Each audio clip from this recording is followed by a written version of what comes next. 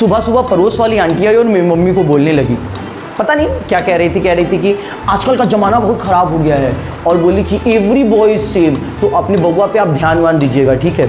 तो मेरी मम्मी बोली कि every boy is same but each boy is different and special. अब हम सुने कि बचपन में तो दोनों का मतलब हम सेम ही समझते थे, मम्मी को इतना अंग्रेजी कहाँ से आ गया।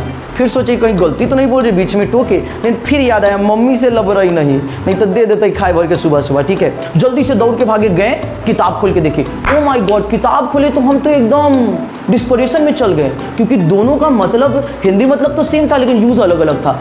ईच का यूज़ हम लोग इंडिविजुअल के तौर पे करते हैं, ऐसा लिखा हुआ था। ईच का यूज़ हम लोग इंडिविजुअल के तौर पे करते हैं, एक एक चीज़ों के तौर पे। जैसे कहते हैं ईच एप्पल इज़ रेड, ठीक है, तो यहाँ पे हर एक एप्पल जो होता है ना, एक एक करके हम बात करें तो हर एक एप्पल लाल होता है, ठीक है। तो ईच का यूज़ हम लोग इंडिविजुअल के लिए किए, ठीक है। और वेयर एज जो एवरी होता है, एवरी का यूज़ हम लोग ग्रुप के लिए करते हैं, जब पूरे ग्रुप को हम कंसीडर करते हैं, ठीक है। जैसे कहते हैं एवरी एप्पल इज़ जूसी, मतलब कि जितना भी एप्पल ग्रुप में है उसमें सारा जो है वो सारा क्या है, जूसी है, ठीक है।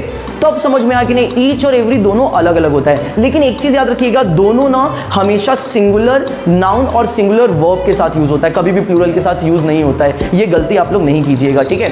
तो यही एक छोटा सा कॉन्सेप्ट था ईच और एवरी का, और ऐसे ही अगर और वीडियो आपको दिखना है तो जाते जाते आप लाइक, कमेंट और शेयर करते चलो।